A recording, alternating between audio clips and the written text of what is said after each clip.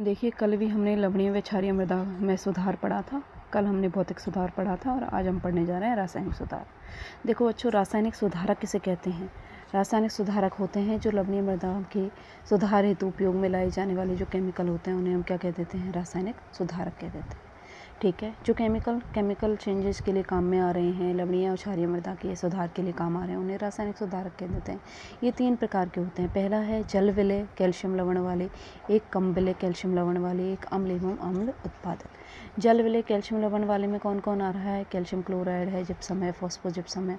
उसमें कौन है? चूना पत्थर है। उसमें कौन है? गंधक अम्ल, सल्फर डाइऑक्साइड और पायराइड्स। अब हम 3 इंपॉर्टेंट चीज़ देख रहे हैं कि यदि मृदा का pH 8.5 से कम हो तो मिट्टी में हम किसका उपयोग करते हैं? चूना पत्थर का। यदि हमारी जो मिट्टी है वो चूना युक्त क्षारीय मृदा है तो हम उपयोग करेंगे सुधारक का, उसका नाम है अम्ल उत्पादक पदार्थ का उपयोग। यदि चूना रहित हमारी क्षारीय मृदा है तो उसमें हम उपयोग करेंगे जिप्सम का। अब देखो, सबसे पहले ही हम जिप्सम पढ़ने जा रहे हैं। जिप्सम का सूत्र होता है कैल्शियम सल्फेट डॉट 2H2। इसमें 23% तक कैल्शियम होता है, 18.6% तक सल्फर होता है और 21% तक इसमें H2 होता है। सुधारक के रूप में सर्वप्रथम इसका जो उपयोग किया था वो JW लेदर ने 1942 में उत्तर प्रदेश में किया था। याद रखेंगे हम।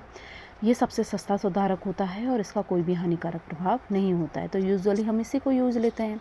शुद्धता की बात करें तो यदि हमें इसका यूज लेना है तो 80% से कम शुद्ध नहीं होना चाहिए, तो प्योर हमें चाहिए और इसका उपयोग हम लेंगे बारीक चूर्ण के रूप में। तो अब देखते हैं कि क्षारीय मृदाओं से ये अभिक्रिया कैसे करता है। तो क्षारीय मृदा के साथ जब जिप्सम अभिक्रिया करता है तो क्षारीय मृदा में क्या परिवर्तन कर देता है? विनिमयशील जो सोडियम प्रतिशतता है उसको तो कम कर देता है और विनिमयशील कैल्शियम और मैग्नीशियम प्रतिशतता को बढ़ा देता है। अभिक्रिया कैसे होगी हम पहले भी बता चुके हैं। क्ले पर कौन उपस्थित है? क्षारीय मृदा है तो सोडियम प्लस आयन और सोडियम प्लस आयन, मतलब 2 धन आयन उपस्थित हैं जो कि सोडियम है। और जिप्सम लिया है हमने कैल्शियम सल्फेट अर्थात कैल्शियम प्लस 2। तो इन 2 सोडियम को रिप्लेस करेंगे तो 1 कैल्शियम आएगा। भाई 2 धनावेश को रिप्लेस करेंगे तो ये 2 धनावेश आएंगे, कैल्शियम प्लस 2। तो ये 2 सोडियम है सल्फेट के साथ क्रिया करके क्या बना देते हैं? Na2SO4 सोडियम सल्फेट, जिसका क्या हो जाता है? निश्चालन हो जाता है। अब देखो, हम सीखेंगे उसका उपयोग हम किस प्रकार से करते हैं। उपयोग सीखने जा रहे हैं इसका। सबसे पहले हम देखते हैं GR क्या होता है। जिप्सम आवश्यकता। जिप्सम आवश्यकता का अर्थ होता है, जिप्सम आवश्यकता का अर्थ है कि हमें प्रति हेक्टेयर कितने जिप्सम की आवश्यकता है, तो वो कितनी है? 12 से 15 टन प्रति हेक्टेयर हमें आवश्यकता है। उपयोग का तरीका हमें आना चाहिए भाई। गर्मियों में बरसात के समय में हम बात करें, गर्मियों में बरसात के समय में हमें बरसात से पहले ही इसको बो देना है। खेतों में 10 से 15 दिन तक हम इसमें पानी भरना आवश्यक हो जाता है ताकि जो भी हमने सोडियम हम निकाल रहे थे कि सोडियम सल्फेट हमने अभी निच्छालित किया था वो निच्छालन के द्वारा नीचे चला जाए। तो 2 कंडीशन हो गई, बारिश से पहले बो दो और बोले से पहले डाल दो और 10 से 15 दिन तक पानी भर के रख दो। धान की फसल उगाने से मृदा की क्षारीयता कम हो जाती है। यदि हम ऐसे खेत में जहाँ क्षारीय मृदाएं धान की फसल उगा दें तो क्षारीयता कम हो जाती है और खेत को लंबे समय तक हमें खाली नहीं छोड़ना है, उसमें कुछ ना कुछ बोते रहना है। ये तो हो गई जिप्सम की बात। अब हम बात करें पायराइट की। पायराइट का फॉर्मूला होता है FeS2, जो कहाँ पाया जाता है? लोहे व कोयले की खदानों से प्राप्त किया जाता है। सस्ता मृदा सुधारक है, सीकर के सलादीपुर में पाया जाता है। राजस्थान में जो सीकर है उसके सलादीपुर में पाया जाता है। भारत सरकार ने एक उपक्रम चला रखा है इसके लिए, Paradip phosphorus and chemical limited PPCL। इसके द्वारा ये वितरित किया जाता है संपूर्ण भारत में। जिप्सम की 1 टन की मात्रा जो होती है उसकी तुलना में यदि हम 0.63 टन ही यूज लें पायराइट को तो वो काफ़ी होता है, अर्थात इसकी कम मात्रा ही काफ़ी होती है 1 हेक्टेयर में। तो पायराइट आवश्यकता बराबर जिप्सम आवश्यकता, जिप्सम रिक्वायरमेंट इंटू 0.85। इसके उपयोग का तरीका पढ़ते हैं भाई। फसल बुवाई से इसे हमें 1 सप्ताह पूर्व मिट्टी की सतह पर बिखेर देना है। अंदर नहीं डालना है, ऊपर ऊपर बिखेर देना है। 1 सप्ताह तक तो बस पानी के छींटे देना है, नमी बनाए रखनी है, पानी नहीं भरना है ताकि इसका ऑक्सीकरण आसानी से हो सके। और प्रयोग के तुरंत बाद कभी पानी नहीं भरना है, केवल नमी बनानी है, यह याद रखना है। ऐसा नहीं कि जिप्सम वो पायराइट हमने डाला और पानी भर दिया। पानी कब भरेंगे? 1 सप्ताह बाद इसमें 4 से 5 सेंटीमीटर पानी भरते हैं और कब तक भर के रखते हैं? इसे 10 से 15 दिन तक भर के रखते हैं। कृषि में प्रयुक्त होने वाला जो पायराइट होता है उसमें कितने % सल्फर पाया जाता है भाई? याद रखेंगे 22%। अब देखो, नेक्स्ट हम पढ़ रहे हैं पायराइट की मृदा में क्या अभिक्रिया होती है। देखो, 2 चीज़ें हैं। एक तो मिट्टी में डाला जब नमी बनाए रखी, एक जब हमने पानी उसमें भर दिया। तो जब मिट्टी में डाला तो क्या हुआ? देखो, FeS2 पायराइट है वो टूट जाता है FeS और सल्फर में।